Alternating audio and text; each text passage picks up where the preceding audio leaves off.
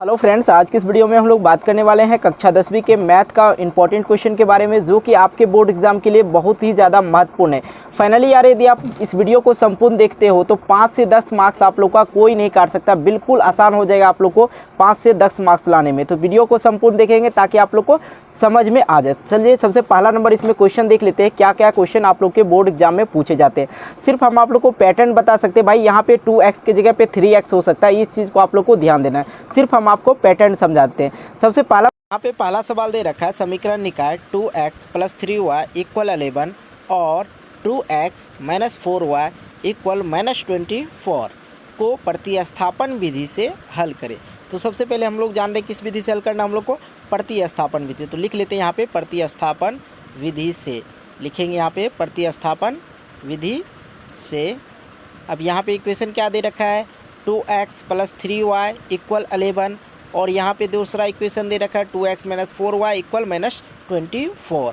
तो सबसे पहले दोनों इक्वेशन को लिख लिया जाए। यहाँ पे लिखेंगे 2x + 3y = 11 और दूसरा इक्वेशन दे रखा है यहाँ पे 2x - 4y = -24। तो इसको सबसे पहला वाला को इक्वेशन 1 मान लेते हैं, समीकरण 1, और दूसरा वाले को इक्वेशन 2, समीकरण। बाद हम लोग लिखेंगे समीकरण 1 से या समीकरण 2 से, किसी से ले सकते हैं, ठीक है। पहले या समीकरण को 2 ले लीजिए या समीकरण 1 ले लीजिए। तो ऐसा करते हैं हम लोग समीकरण 2 ले लेते हैं यहाँ पे, समीकरण 2 से।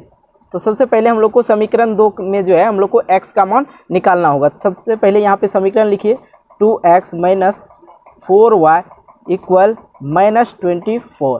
ये हो गया समीकरण 2। इसको क्या करते हैं, हम लोग को क्या निकालना है, x का मान। ध्यान यही रखना है कि हम लोग को किसी ना किसी तरह यहाँ पे x का मान निकाल लेना है। तो कैसे निकालेंगे, यहाँ पे सबसे पहले देखिए 2x बराबर यदि लिखेंगे तो यहाँ पे क्या है, -24 बराबर किधर क्या है, सबसे पहले -24, और ये जो है -4y जो है इधर आके क्या हो जाएगा, प्लस का 4y हो जाएगा। बिल्कुल अभी भी देख रहे हैं हम लोग को जो है x का मान नहीं आ रहा है, यहाँ पे 2x है। ये जो है x का जो है, ये जो है 2 है, गुणाम है, x के क्या है, गुणाम है। तो ऐसा करते हैं हम लोग x के गुणाम है तो बराबर की साइड में भेजेंगे तो क्या हो जाएगा, भाग में हो जाएगा। -24 + 4y बाय क्या हो जाएगा, ये 2 आ जाएगा। तो बिल्कुल समझ गए। अब इक्वेशन इसको आप लोग जो है ना ऐसा कीजिए, थर्ड मान लीजिए, कोई दिक्कत? तो जी सर बिल्कुल दिक्कत नहीं है। चलिए हम लोग इसका x बराबर हम लोग निकाल लिए, x बराबर निकाल लिए। तो अब हम लोग क्या करते हैं, समीकरण 1 में x का मान रख देते हैं। तो यहाँ पर लिखेंगे समीकरण 1 में x का मान रखने पर, बिल्कुल आप लोग याद रखेंगे प्रतिस्थापन विधि पूछ ही देता है, ठीक है। यहाँ आप देखिए क्या लिखेंगे, 2x + 3y = 11, क्या दे रखा है, समीकरण 1 दे रखा है, ठीक है। हम यहाँ पे समीकरण 1 लिख सकते हैं, कोई दिक्कत नहीं।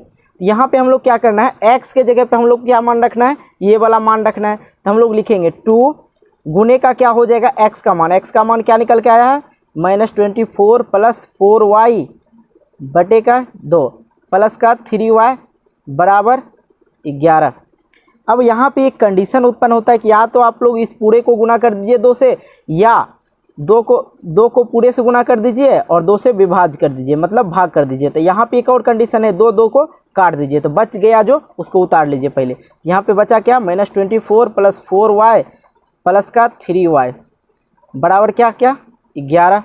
तब यहाँ पे सोचने वाला कुछ ज़्यादा बात नहीं है। तो यहाँ पे क्या करते हैं, -2y लिख लेते हैं, -2y। अब इस दोनों को जोड़ दीजिए, सेम जाति का है, 4y + 3y क्या हो जाएगा, प्लस का 7y हो जाएगा, बराबर का क्या हो जाएगा, 11 है। तो 11 लिख दीजिए। अब हम लोग क्या करते हैं, यहाँ पे देख लिया जाए, ये 24 है, यहाँ ध्यान रखना है 24 है, y नहीं समझना है, ठीक है। अब हम लोग क्या करते हैं, लिख लेते हैं यहाँ पे प्लस का 7y, ठीक है, 7y बराबर ये जो है 24, डिजिट वाले को डिजिट के इधर भेज देना है, भेज देना है, ठीक है। यहाँ पे 11 और ये माइनस का 24 है, इधर आके क्या हो जाएगा, प्लस का 24। कहीं कोई दिक्कत? जी बिल्कुल सर दिक्कत नहीं है। तो 7y है, तो यहाँ पे लिखेंगे 7y बराबर 11, 4 1 5 2 1 3, मतलब 35 आ गया। तो यहाँ पे है 7y, तो 7 × 5 = 35। तो y बराबर क्या निकल के आ गया, 5 निकल के आ गया। या तो आप लोग यहाँ पे ये भी कर सकते हैं, 7y बराबर 35 है ना दिया हुआ, तो आप लोग ये भी कर सकते हैं, y बराबर 35 बटे का ये गुना में इधर आके भाग में हो जाएगा, तो ये आ गया 5। तो बिल्कुल आप लोग समझ के y का वैल्यू हम लोग 5 निकाल लिए। अब हम लोग क्या करते हैं, देखिए 5 नंबर का, इसलिए सही से समझिएगा। अब हम लोग इक्वेशन थर्ड को देख लेते हैं। तो यहीं पे हम लोग इक्वेशन थर्ड ले लेते हैं। आप लोग नीचे में लिखेंगे समीकरण, या तो आप समीकरण 1 में भी मान रख सकते हैं। देखिए यहाँ पे है जो है ना समीकरण 1 या 2 में मान रख सकते हैं, आराम से निकल जाएगा। ठीक है, कहीं कोई दिक्कत नहीं। तो यहाँ पे इजी इसलिए होगा कि यहाँ पे हमने x का मान निकाल लिया। समीकरण 3 में y का मान रखने पर, एक बार x का मान रखेंगे, एक बार y का मान रखेंगे। y का मान रखने पर ठीक है, यहाँ पे क्या है, x बराबर -24 + 4y बटे का क्या है 2 है। x बराबर क्या हो जाएगा, माइनस का 24 और ये प्लस यहाँ पे 4 गुने का क्या हो जाएगा, y का मान जो निकाले हम लोग 5 निकाले। यहाँ पे देख लीजिए y का मान निकाले हैं 5, तो यहाँ पे गुने का 5 हो जाएगा, बटे का क्या 2। तो x बराबर क्या हो जाएगा, माइनस का 24 प्लस 5 चौके 20 बटे का 2। अब यहाँ पे पहले जो है x बराबर, ये जो है गुना क्या है, प्लस माइनस है, प्लस माइनस क्या हो जाएगा, माइनस हो जाएगा, माइनस का क्या आ जाएगा 4 आ जाएगा। ठीक है, बटे का 2 से विभाजित कर दीजिए इसको, क्या आ जाएगा, माइनस का ही 2 आ जाएगा, 2 दूने का 4। तो ये x बराबर क्या निकल के आ गया हम लोग को, माइनस का 2 निकल के आ गया। कितना इजी था इसको समझना। तो आप लोग को यदि कहीं कोई दिक्कत हो रहा है, जैसे कि प्रतिस्थापन विधि इस वीडियो में हम लोग क्लियर किए, दूसरे वीडियो में दूसरा विधि से भी हम लोग देख लेंगे। चलिए हम लोग नेक्स्ट सवाल देखते हैं, नेक्स्ट सवाल क्या आता है, चलिए देख लेते हैं। दूसरा सवाल हम लोग देख लेते हैं कुछ एपी से। एपी में किस तरह के सवाल पूछे जाते हैं, सबसे पहले ये देख लीजिए। एपी में दिया है, एपी ज्ञात कीजिए जिसका तीसरा पद 5 है, मतलब तीसरा पद जो दे रखा है 5 दे रखा है और सातवां पद 9 दे रखा है। ठीक है, सबसे पहले जानते हैं हम लोग क्या लिखेंगे यहाँ पे, माना कि पहला पद ए। ठीक है, एपी ज्ञात करना ए, और सर्वांतर क्या होता है, सर्वांतर बराबर डी, कोई दिक्कत नहीं। तीसरा पद मतलब क्या, बराबर A3। A3 क्या दे रखा है, A3 दे रखा है सर 5, तो लिख दीजिए 5। ठीक है, और यहाँ पे दीजिए सातवां पद, यहाँ पे है सातवां पद, मतलब सातवां पद बराबर क्या दे रखा है, A7 बराबर दे रखा है 9। अब यहाँ ध्यान से समझिएगा, A3 को क्या लिख सकते हैं, तीसरा पद को हम लोग क्या लिख सकते हैं, A + 2D बराबर का क्या लिख सकते हैं, 5 दे रखा है। चलिए इसको इक्वेशन फर्स्ट कर लीजिए। अब यहाँ पे देखिए A7 को क्या लिख सकते हैं सर, A + 6D लिख सकते हैं, तो बराबर क्या है 9 है, यहाँ पे है ना 9, तो 9 लीजिए, इसको समीकरण 2 मान लीजिए। ठीक है, अब हम लोग क्या करते हैं, समीकरण 1 और समीकरण 2 को, समीकरण 1 और समीकरण 2 से, तो समीकरण 1 क्या दे रखा है, A + 2D बराबर 5, और समीकरण 2 क्या दे रखा है, A + 6D बराबर 9। जहाँ पे प्लस का सिंबल है वहाँ पे माइनस, जहाँ पे माइनस रहेगा वहाँ पे प्लस का देंगे। यहाँ पे ए कैंसिल हो गया। ठीक है, ए कैंसिल हो गया। अब यहाँ पे देखिए ये वाला बंद कर दीजिए, ये प्लस दिखे इसको बंद कर दीजिए, क्योंकि इसका वैल्यू, इसका काम नहीं है, प्लस माइनस ये वाला काम करेगा। ठीक है, प्लस माइनस माइनस, यहाँ पे क्या हो जाएगा, माइनस का 4D। ठीक है, 2 में से 6 जाएगा तो क्या होगा, 4D हो जाएगा बराबर। अब यहाँ पे 5 है, यहाँ पे 9 है, इसको माइनस कर लीजिए तो क्या हो जाता है, 5 4 9, तो यहाँ पे भी 4 ही आ जाएगा, वो भी माइनस का। ठीक है, बिल्कुल समझिए। अब ये माइनस माइनस कैंसिल हो गया, और इधर बराबर की साइड में 4, इधर भी 4, बराबर की साइड में भी 4, तो डी बराबर क्या निकल के आ गया, 1 आ गया। तो हम लोग ने डी का मान मतलब सर्वांतर ज्ञात कर लिया। अब हम लोग को क्या करना होगा, यदि हम लोग को एपी ज्ञात करना है, यहाँ पे कह रहा है एपी ज्ञात करने के लिए, सिंपल सी बात है, यहाँ पे एपी ज्ञात करने के लिए बोल रहा है। ऐसा करते हैं हम लोग, अब जो है हम लोग डी निकाल लिए हैं, तो अब हम लोग क्या करते हैं, समीकरण 1 में इसका मान रख लेते हैं। 1 में मान रखने के बाद हम लोग को क्या पता चल जाएगा, ए जो पहला पद है वो निकाल लेंगे। ठीक है, सबसे पहले लिखेंगे अब डी का मान समीकरण 1 में रखने पर। ठीक है, देखिए समीकरण 1 क्या था आप लोग का, A + 2D था, A + 2D बराबर का 5, ये वाला था समीकरण 1, देख लीजिए, है ना। तो चलिए A + D का मान हम लोग को पता है, क्या निकला है सर, 1 निकला है, तो 2 × 1 बराबर 5। A बराबर A + 2 बराबर का 5, तो A बराबर क्या लिखेंगे हम लोग, ये जो है डिजिट वाले को डिजिट इधर भेज दीजिए, ये +2 है तो इधर आके क्या हो जाएगा, बराबर की साइड में आएगा तो -2 हो जाएगा। तो A बराबर क्या निकल के आ गया, 3 निकल के आ गया। तो हम लोग को पता चल गया, क्या पता चला, यहाँ पे नोट करते हैं, A बराबर 3 डी बराबर 1। अब सर्वांतर जो AP जो है AP ज्ञात कर लेंगे, तो कहेंगे जी सर बिल्कुल ज्ञात कर लेंगे। कैसे ज्ञात करेंगे, लिखेंगे यहाँ पे A बराबर 3, A2 बराबर A प्लस D। तो A क्या है, निकला है 3 प्लस D का मान 1, तो बराबर 4। A3 निकालना है, A प्लस 2D, तो A का मान क्या 3, 2, तो 2 देंगे, सॉरी यहाँ पे प्लस देंगे, प्लस 2 गुने 1, D का मान 1 है, तो 2 गुने 1 क्या 2, ठीक है, और 3 जोड़ देंगे, क्या हो जाएगा, देखिए 2 एकम 2, 3 2 5, ठीक। A4 यदि हम लोग को ज्ञात करना है, A प्लस 3D, तो A का मान क्या है 3 प्लस 3 और D का मान क्या है 1 गुने 1, 3 गुने 1 तो 3 और 3 जोड़ देंगे तो क्या हो जाएगा 6। इसी तरह से आप लोग निकाल सकते हैं। हालांकि आप लोग डायरेक्टली जान लीजिए कि D का जो मान निकला है 1 निकला है, ठीक है, सिंपल सी बात है, 1 निकला है। तो AP यदि हम लोग को ज्ञात करना है तो सीधे सीरीज बना लेंगे AP का, A बराबर 3, ठीक है, 3 में 1 जोड़ दीजिए 4, 4 में 1 जोड़ दीजिए 5, 5 में 1 जोड़ दीजिए 6, 6 में 1 जोड़ दीजिए 7, 7 में 1 जोड़ दीजिए 8, 9, 10। इस तरह से AP का इसका सीरीज हो जाएगा। तो आप लोग इस तरह से भी कर सकते हैं और इस तरह से भी कर सकते हैं। चलिए हम लोग देख लेते हैं नेक्स्ट सवाल क्या दिया गया है। चलिए हम लोग देख लेते हैं वृत्त से। यहाँ पे कह रहा है 2 वृत्त की त्रिज्या क्रमशः 19 सेंटीमीटर और 9 सेंटीमीटर। सबसे पहले एक वृत्त बना लीजिए। 2 वृत्त कह रहा है, 2 वृत्त बनाइए। सबसे पहला जो दे रखा है 19 सेंटीमीटर, दूसरा दे रखा है 9 सेंटीमीटर त्रिज्या, ठीक है। कह रहा है उस वृत्त की त्रिज्या ज्ञात करिए जिसकी परिधि इन दोनों वृत्तों की परिधि के योग बराबर हो। देखिए बिल्कुल आसान है। सवाल कह रहा है ये वाला वृत्त और ये वाला वृत्त, दोनों वृत्त का जो परिधि है तीसरे वृत्त का जो है परिधि के बराबर है। ये वाला वृत्त जो तीसरा वृत्त मैंने ड्रॉ किया इसके वृत्त के परिधि के बराबर है। इसका परिधि ये वाला परिधि कहलाता है और ये वाला परिधि कहलाता है। दोनों वृत्त का परिधि के बराबर है इस वृत्त का परिधि, तो इसका त्रिज्या क्या होगा, R3 क्या होगा। इसको हम लोग R1 मान लेते हैं, इसको R2 मान लेते हैं, तो R3 हम लोग को ज्ञात करना है। सिंपल सा है, चलिए हम लोग समझ लेते हैं। यहाँ पर हम लोग लिख देते हैं, यहाँ पे R3 लिख देते हैं। चलिए देखते हैं। सबसे पहले हम लोग यहाँ पे क्या लिखेंगे, इस बात को ध्यान दीजिए कि R1 बराबर क्या निकला है। R1 बराबर सर 19 सेंटीमीटर, ठीक है, और R2 बराबर क्या दे रखा है सर 9 सेंटीमीटर दे रखा है। R3 हम लोग को ज्ञात करना है, कुछ नहीं दिया रखा। तो हम लोग जानते हैं दोनों वृत्त का परिधि, तो हम लोग लिख लेंगे यहाँ पे दोनों वृत्त की परिधि बराबर है तीसरे वृत्त की परिधि, तीसरे वृत्त की परिधि के। बिल्कुल आसान है, एकदम शॉर्ट तरीका से हम आपको समझाते हैं। दोनों वृत्त, तो पहला वृत्त क्या लिखेंगे, वृत्त का परिधि क्या होता है सर 2πr होता है। 2 वृत्त है, 2 बार जोड़ दीजिए 2πr बराबर तीसरा वृत्त का परिधि वही हो जाएगा सर 2πr3। यहाँ पे R1 कर लेते हैं, R2 कर लेते हैं, ठीक है।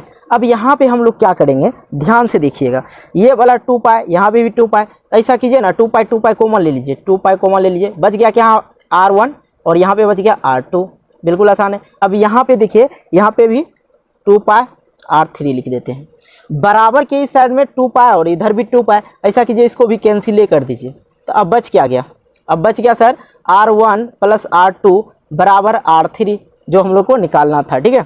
तो देखिए R1 क्या दे रखा है सर 19 दे रखा है सर, R2 क्या दे रखा है सर 9 दे रखा है सर, ठीक है, आप लोग ऊपर देख सकते हैं, ठीक है।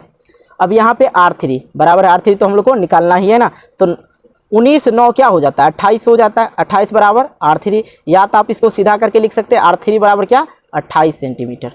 तो हम लोग को क्या कह रहा था, इस वृत्त का जो है त्रिज्या ज्ञात करने के लिए, कितना आसान था, दोनों वृत्त के परिधि के योग के बराबर तीसरे वृत्त की परिधि है, तो तीसरे वृत्त की त्रिज्या क्या होगा यही ज्ञात करने के लिए बोल रहा था। तो बिल्कुल आप लोग समझ गए होंगे, इस तरह से आप लोग ज्ञात कर सकते हैं। हाँ यार, वीडियो अच्छी लगी वीडियो को लाइक जरूर करना, आपका एक लाइक मुझे मोटिवेट करता है एक नई वीडियो बनाने के लिए, इसलिए वीडियो को लाइक करें और आप लोग को नेक्स्ट पार्ट भी मिल सकता है, ठीक है। चलिए हम लोग देख लेते हैं इसके नेक्स्ट सवाल।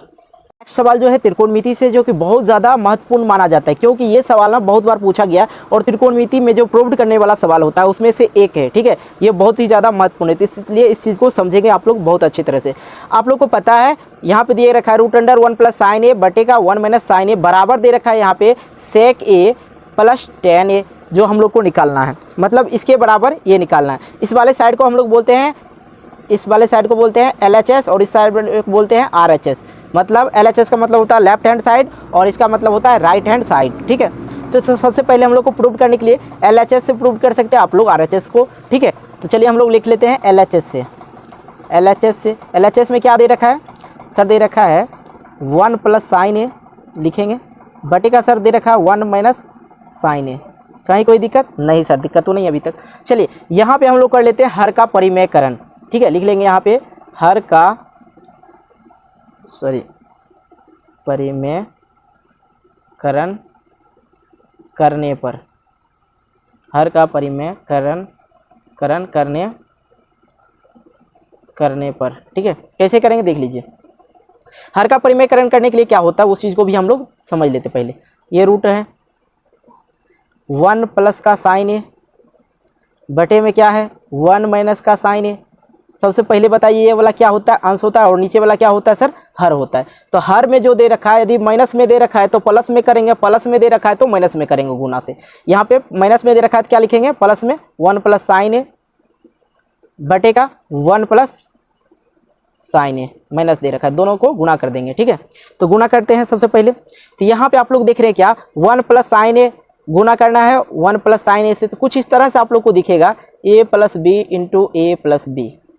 ठीक है, ये दोनों को गुना कर रहा है तो हम लोग क्या जानते हैं ए plus B into A plus B, हम लोग जानते हैं ए प्लस बी का होल स्क्वायर। ठीक है, तो इसी फॉर्म में हम लोग लिख लेते हैं इसको। तो लिखेंगे क्या, लिखेंगे यहाँ पे 1 प्लस साइन ए का होल स्क्वायर। ठीक है, बटे में देंगे, यहाँ पे समझिएंगे एक 1 माइनस साइन ए 1 प्लस साइन ए, तो 1 को जब हम लोग 1 से गुना करेंगे तो क्या हो जाएगा बाबू, कहेंगे सर 1 हो जाएगा, तो यहाँ पे लिखेंगे 1। ठीक है, 1 से गुना करेंगे तो 1 है। अब यहाँ पे प्लस माइनस, यहाँ पे प्लस, प्लस माइनस क्या होता है तो माइनस होता है। साइन, यहाँ पे भी साइन गुना होगा तो क्या हो जाएगा साइन स्क्वायर का साइन स्क्वायर ए। तो बिल्कुल आसान था इस चीज़ को समझना, कहीं कोई दिक्कत नहीं हुआ होगा। तो चलिए देख लेते हैं। अब यहाँ पे एक चीज़ और करना होगा, क्या करना होगा समझिए थोड़ा सा आप लोग गौर से देखिए। आप लोग को पता होगा साइन स्क्वायर थीटा प्लस का कॉस स्क्वायर थीटा बराबर होता है 1। यदि हम लोग कॉस स्क्वायर बराबर पूछे तो कॉस स्क्वायर थीटा बराबर क्या हो जाएगा, तो 1, ये प्लस में है तो इधर आके क्या हो जाएगा माइनस में साइन स्क्वायर थीटा। तो सिंपल सी बात है 1 माइनस साइन स्क्वायर थीटा है, यहाँ पे भी 1 माइनस साइन स्क्वायर थीटा है, तो हम इसको लिख सकते हैं कॉस स्क्वायर थीटा। तो कहेंगे सर जी बिल्कुल काहे नहीं लिखेंगे, चलिए लिख लेते हैं।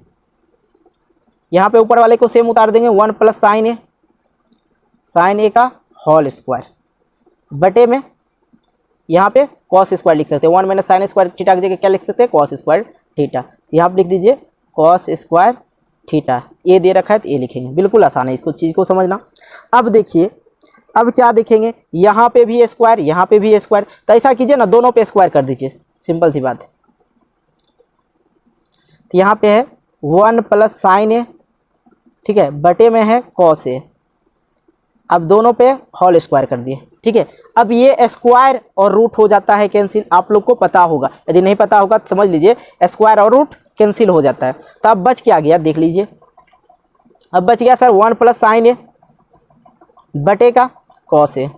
देखिए यहाँ पे एक चीज़ और समझने वाली बात है। क्या समझने वाली बात सर, ये जो है 1 को भी कॉस भाग कर रहा है और साइन को भी कॉस से भाग लग रहा है। ठीक है, तो मतलब कहने का है 6 प्लस 2 बटे का 2 है, इसको लिख सकते हैं 6 बटे 2 प्लस 2 बटे 2, इस तरह से लिख सकते हैं। यहाँ पे दोनों को दोनों भाग दे रहा है, तो इसको हम दोनों को अलग अलग करके लिखेंगे, क्या हो जाएगा 1 बटे कॉस ए, प्लस है तो प्लस लिखेंगे, साइन ए बटे का क्या हो जाएगा कॉस ए। ये भी भाग दे रहा है, इसको अलग अलग करके लिख दिए। सिंपल सा बात है यार, इस चीज़ को समझना। तो आप लोग को पता होगा 1 बटे कॉस ए, मतलब 1 बटे कॉस ए बराबर होता है क्या सेक ए, इसको ऐसे लिख सकते हैं प्लस साइन बटे कॉस, तो क्या जानते हैं tan, तो लिखेंगे यहाँ पे tan ए।